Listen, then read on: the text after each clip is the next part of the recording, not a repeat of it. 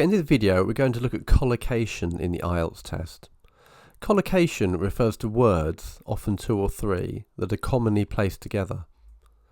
There may be grammatical reasons for this, but there may not be.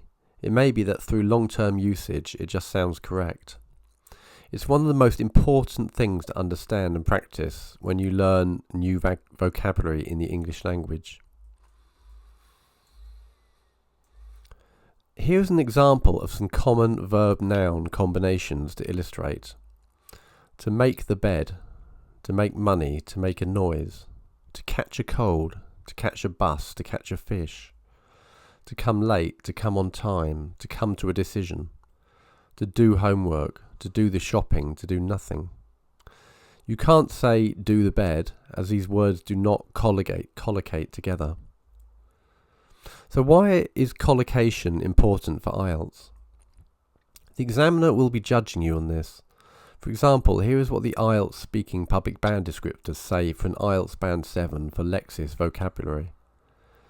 Some ability to use less common and idiomatic expressions and items and an awareness of style and collocation is evident. So to achieve a band 7 in this criteria, not only do you need to be using some less common words, you also need to show to some extent that you know what other words these less common words are commonly used with. However, this is important for any band. If you have a bad grasp of them, this will have a negative effect on your writing and your speaking. So how do you learn collocations for IELTS? They are not something you can really sit down and say, okay, I'm going to learn collocations today. The important thing is that when you learn a new word, you learn what words are commonly used in combination with it. This is a common approach to English language course books. To take a simple example, let's say you are fairly new to English and you are learning the word to have. You may be presented with these phrases in your course book to help you learn the word. Have lunch, have a bath. We won't go through all of them. Have a haircut, have a relationship, have sympathy, have a problem. So you're not just learning the word have, you are learning chunks of language. You are also learning words that are usually used with the word have. Learning words this way is much more effective than learning words in isolation. If you learn words on their own, you are sure to make mistakes when you try to use them in sentences. So let's look at some more complex examples of collocations, and we'll do this using the word interest.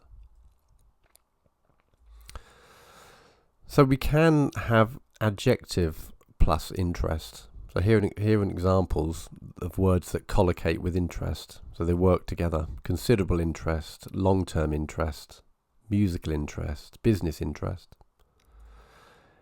Or some examples, he has a vested interest in the future of the business. I have varied musical interests. You can also have adverb plus interest. And these are the adverbs that work with it. So remember, other adverbs may not work, but these ones do. Greatly interested, deeply interested, particularly interested, really interested. So he is deeply interested in religion. So if you're learning interested with adverb, you'd want to focus on, for example, these adverbs.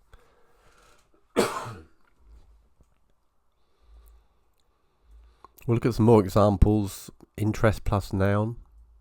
You have interest rate, interest payment, interest charge, or interest group. So there are political interest groups in my country that want to change the constitution. Or preposition plus interest. Out of interest, for interest, of interest. So I have never heard of the film before, but I want to see it out of interest. Look at some more. So interest plus preposition, so the other way round. Interest among, interest from, interest in. So his speech generated interest from many people. Or verb plus interest. You can lose interest, you can attract interest, spark interest, share an interest. So I started learning to play the guitar, but I lost interest very quickly.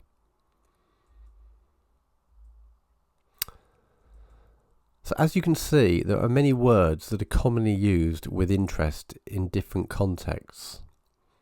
If you start using the wrong words with it, this will be very noticeable. So we looked at some examples of words that work together, but if you use words that don't work together, it will look very obvious. If you say this, for example, I'm completely interested on modern art.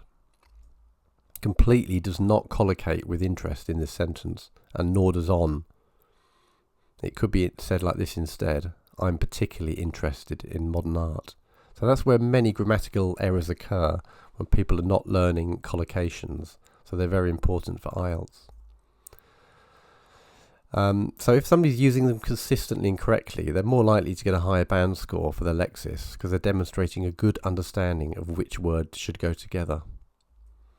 Another way to improve your knowledge of what words collocate is reading. So the more you read, the more you will learn which words commonly go together. So when you do learn new words, make sure at the same time you're learning which words they collocate with, as this will improve your vocabulary a lot more and lead to a higher score for IELTS.